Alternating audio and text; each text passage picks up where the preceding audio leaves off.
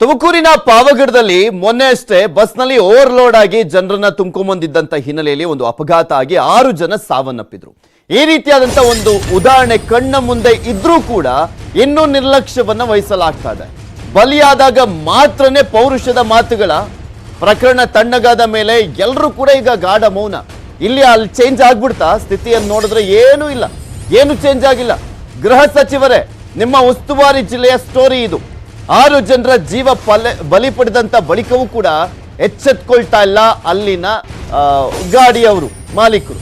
ಅಪಾಯದಲ್ಲೇ ಸಂಚಾರವನ್ನು ಮಾಡ್ತಾ ಇದ್ದಾರೆ ವಿದ್ಯಾರ್ಥಿಗಳು, ಬಿಕಾಸ್ ಅಲ್ಲಿ ಬಸ್ನ ವ್ಯವಸ್ಥೆ ಇಲ್ಲ. ತುಮಕೂರು ಜಿಲ್ಲೆ ಪಾವಗಡದಲ್ಲಿ ಮೊನ್ನೆ ಆಗಿತ್ತು ಒಂದು ಅಪಘಾತ, 6 ಜನ ಸಾವನ್ನಪ್ಪಿದ್ರು. ಸಾಕಷ್ಟು ಜನರ ಸ್ಥಿತಿನೂ ಕೂಡ ಒಂದು ರೀತಿಯಾಗಿ ಗಂಭೀರವಾಗಿತ್ತು. ಟ್ರೀಟ್ಮೆಂಟ್ ಅನ್ನು ನೀಡಲಾಗ್ತಾ ಇದೆ. ಇನ್ನೂ ಕೂಡ ಖಾಸಗಿ ಬಸ್ ಪಲ್ಟಿಯಾಗಿ 6 ಮಂದಿ ಜೀವ ಕಳೆದುಕೊಂಡ್ರೂ ಕೂಡ ಇನ್ನೂ ಎಚ್ಚೆತ್ಕೊಂಡಿಲ್ಲ. ಇಷ್ಟಾದ್ರೂ ಎಚ್ಚೆತ್ಕೊಂಡಿಲ್ಲ ಅಲ್ಲಿನ RTO ಅಧಿಕಾರಿಗಳು. ಆ ಸಂದರ್ಭದಲ್ಲಿ ಮಾತ್ರ ಏನ್ ರೋಷಾವೇಶ, ಪೌರುಷ ಇವ್ರುಗಳ್ದೆಲ್ಲ. ಅಲ್ಲಿ ಬಂದಿದ್ದಂತ ಸಚಿವರುಗಳದ್ದು, ಜಿಲ್ಲಾ ಉಸ್ತುವಾರಿ ಸಚಿವರದ್ದು, ಆ ಕ್ಷೇತ್ರದ ಶಾಸಕರದ್ದು, ಎಲ್ಲರದ್ದು. ಆಟೋಗಳ ಟಾಪ್ ಮೇಲೆ ಕೂತ್ಕೊಂಡು ವಿದ್ಯಾರ್ಥಿಗಳು ಸಂಚಾರವನ್ನು ಮಾಡ್ತಾ ಇದ್ದಾರೆ. ಆಟೋ ಟಾಪ್ ಅಂದ್ರೆ ಲೆಕ್ಕ ಹಾಕಿ, ಮೊದಲೇ ಅದು ಗಟ್ಟಿ ಇರಲ್ಲ ಆಟೋ ಟಾಪ್, ಅಂಥದ್ರಲ್ಲಿ ಆಟೋ ಟಾಪ್ ಮೇಲೆ ಬೇರೆ ಕೂತ್ಕೊಂಡು ಓಡಾಡ್ತಿದ್ದಾರೆ. ಮಕ್ಕಳ ಜೀವಕ್ಕೆ ಅಪಾಯ ಆದ್ರೆ ಹೊಣೆ ಯಾರದ್ದು? ಸಚಿವರೇ.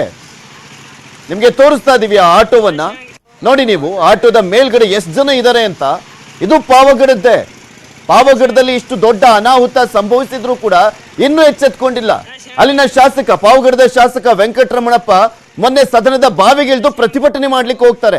ಮಾಡಿ ಬೇಡ ಅಂತ ಇಲ್ಲ, ಅಟ್ಲೀಸ್ಟ್ ಹೋಗಿ ನೋಡಿ ನೀವುನು ನಿಮ್ ಕ್ಷೇತ್ರದಲ್ಲಿ ಹೆಂಗಿದೆ ಅಂತ. RTO ಅಧಿಕಾರಿಗಳಿಗೆ ಬಿಸಿ ಮುಟ್ಟಿಸ್ಬೇಕು ತಾನೆ ವೆಂಕಟರಮಣಪ್ಪ ಅವರೇ. ಅಲ್ಲಿ ಬರೀ ಸುಮ್ಮನೆ ಹೋಗ್ಬಿಟ್ಟು ಧರಣಿ ಮಾಡಿದ್ರೆ ಆಗಲ್ಲ. ನೋಡಿ ಹೆಂಗಿದೆ, ನಿಮ್ಗೆ ತೋರಿಸ್ತಾ ಇದೀವಿ ದೃಶ್ಯಾವಳಿಗಳಲ್ಲಿ. ಇನ್ನು ಈ ಪರಿಸ್ಥಿತಿ ಇದೆ ಅಂದ್ರೆ ಇನ್ನೆಷ್ಟರ ಮಟ್ಟಿಗೆ ನಿರ್ಲಕ್ಷ್ಯ ಇರೋಣ ಅಲ್ಲಿನ ಜನಪ್ರತಿನಿಧಿಗಳದ್ದು ಮತ್ತೆ ಅಧಿಕಾರಿಗಳದ್ದು, ಪೊಲೀಸ್ ಇಲಾಖೆ, RTO ಇಲಾಖೆ ಅವ್ರದ್ದು ಎಲ್ಲರದ್ದು ಕೂಡ. ಫುಲ್ ತುಂಬಿ ತುಳುಕ್ತಾ ಇದೆ ಆಟೋ. ಮೇಲ್ಗಡೆ ಒಂದು 4-5 ಜನ ವಿದ್ಯಾರ್ಥಿಗಳು ಕೂತ್ಕೊಂಡಿದ್ದಾರೆ. ಅಲ್ಲಿರುವಂತ ಸ್ಥಳೀಯರಾದ್ರೂ ಎಚ್ಚರಿಸೋದು ಬೇಡವಾ? ಇಷ್ಟು ದೊಡ್ಡ ಅನಾಹುತ ಸಂಭವಿಸಿದೆ, ಆಘಾತ ಆಗಿದೆ, ಅದರಿಂದ ಇನ್ನೂ ಹೊರಬರ್ಲಿಕ್ಕೆ ಆಗ್ತಾ ಇಲ್ಲ.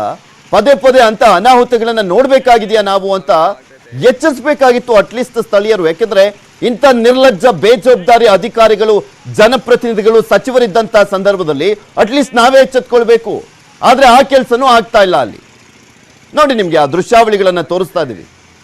ಆ ಮೊನ್ನೆ ಬಸ್ಸಲ್ಲಿ 50 ಜನ ಕೂರೋ ಬಸ್ಸಲ್ಲಿ 140 ಜನ 150 ಜನ ಕೂರಿಸ್ಕೊಂಡು ಹೋಗಿದ್ದಕ್ಕೆ ಆ ಘಟನೆ ಆಗಿದ್ದು. ಇದು ಅಷ್ಟೇ, ಮೊದಲೇ 3 ವೀಲರ್, ಅದು ಮೊದಲೇ ಬ್ಯಾಲೆನ್ಸ್ ಇರಲ್ಲ ಆಟೋದಲ್ಲಿ, ಸ್ಟ್ರೆಂತ್ ಇರಲ್ಲ ಮೇಲ್ಗಡೆ ಟಾಪ್ ಅಲ್ಲಿ. ಅಂತ ಒಂದು ಆಟೋದಲ್ಲಿ ಕೂರ್ಸ್ಕೊಂಡು ಹೋಗ್ತಾ ಇದಾರೆ. ಸ್ವಲ್ಪ ಕ್ರಾಸ್ ಮಾಡ್ಬೇಕಾದ್ರೆ ಸ್ವಲ್ಪ ಎಚ್ಚರ ತಪ್ಪಿದ್ರು ಕೂಡ ಅದು 25-30 ಸ್ಪೀಡಲ್ಲಿ ಹೋದ್ರೆ ಅದು ಕರ್ವಲ್ಲಿ ಬಗ್ಬಿಡುತ್ತೆ ಆಟೋ. ಅಂಥದ್ರಲ್ಲಿ ಮೇಲ್ಗಡೆ 4-5 ಜನ ಕೂರ್ಸ್ಕೊಂಡು ಹೋಗ್ತಾ ಇದ್ದಾನೆ ಅವನು ಆಟೋದವನು.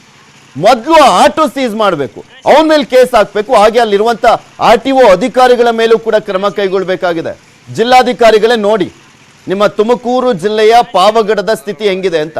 ಹಿಂದುಳಿದ ಜಿಲ್ಲೆ, ಹಿಂದುಳಿದ ತಾಲೂಕು ಅಂತ ಹಂಗೆ ನಿರ್ಲಕ್ಷ್ಯ ಮಾಡ್ಕೊಂಡೇ ಬರ್ತಾ ಇದ್ದಾರೆ. ಅಲ್ಲಿ ಎಲ್ಲದರಲ್ಲೂ ಕೂಡ ನಿರ್ಲಕ್ಷ್ಯ ಇದೆ. ಒಂದ್ ಕಡೆ ಅಭಿವೃದ್ಧಿನೂ ಇಲ್ಲ, ಇನ್ನು ಒಂದ್ ಕಡೆ ಈ ರೀತಿಯಾದಂಥ ವ್ಯವಸ್ಥೆನೂ ನೆಟ್ಟಗಿಲ್ಲ, ಬಸ್ ವ್ಯವಸ್ಥೆ ಸರಿಯಾಗಿಲ್ಲ. ಇನ್ನು ಈ ವಿಚಾರಕ್ಕೆ ಸಂಬಂಧಪಟ್ಟಂತೆ ಮಾತಾಡಲಿಕ್ಕೆ ನಮ್ಮ ಜೊತೆ ಸ್ಥಳೀಯರಾಗಿರುವಂತಹ ಅನಿಲ್ ಅವರು ದೂರವಾಣಿ ಸಂಪರ್ಕದಲ್ಲಿ ಜಾಯ್ನ್ ಆಗ್ತಾ ಇದ್ದಾರೆ. ನಮಸ್ಕಾರ ಅನಿಲ್. ಅನಿಲ್, ನನ್ನ ಧ್ವನಿ ಕೇಳಿಸ್ತಾ ಇದೆಯಾ? ಹಾ ಸರ್, ಕೇಳಿಸ್ತಾ ಇದೆ. ಏನ್ ಬುದ್ಧಿನೇ ಇಲ್ವಾ ಅಂತ? ಸರ್, ನಾವು ಸಹ ಅಲ್ಲಿ ಸ್ಥಳೀಯ ಇವರು ಡಿಪೋ ಮ್ಯಾನೇಜರ್ ಅವ್ರಿಗೂ ಸಹ ಸಾಕಷ್ಟು ಬಾರಿ ಹೋಗಿ ಮನವಿ ಮಾಡಿದೀವಿ ಸರ್. ನಮ್ ನೀಡ್ಗಲ್ ಹೋಗ್ಲಿಕ್ಕೆ ಮತ್ತೆ ಈ ಅರಸೀಕೆರೆ ಭಾಗಕ್ಕೆ ಮತ್ತೆ ಈ ಗುಂಡ್ಲಲ್ಲಿ ಭಾಗಕ್ಕೆ ತುಂಬಾ ಬಸ್ಗಳು ಬಿಡಿ ಅಂತ ನಾವು ಪ್ರತಿಯೊಂದು ಹಳ್ಳಿಗೂ ಬಸ್ ಬಿಡಿ ಅಂತ ಕೇಳ್ಕೊಂಡಿದೀವಿ ಸರ್. ಆದ್ರೆ ಅವರು ಇದಕ್ಕೆ ಯಾವ್ದಕ್ಕೂ ಕೆರೆ ಅಂತ ಇಲ್ಲ. ನಮ್ಮ ಪಾವಗಡ ತಾಲೂಕಿನ 4 ಹೋಬಳಿಗಳ ಪೈಕಿ ನಿಡ್ಗಲ್ ಹೋಬಳಿ ಪ್ರಮುಖವಾದ ಹೋಬಳಿ ಸರ್. ಹೋಬಳಿ ಕೇಂದ್ರಕ್ಕೆ ಬಸ್ ಹೋಗಲ್ಲ ಸರ್. ವಿಪರ್ಯಾಸ.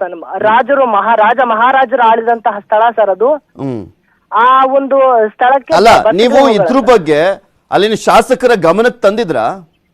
ಸರ್, ಶಾಸಕರಿಗೂ ತಂದಿದೀವಿ ಸರ್, ಡಿಪೋ ಮ್ಯಾನೇಜರ್ಗೂ ತಂದಿದ್ದೀವಿ, ತಹಸೀಲ್ದಾರ್ ಅವರಿಗೆ ಮೊನ್ನೆ ತಾನೇ ರೈತ ಸಂಘ, AVVP ಎಲ್ಲಾ ಸೇರಿ ನಾವು ಮನವಿ ಕೊಟ್ಟಿದೀವಿ ಸರ್.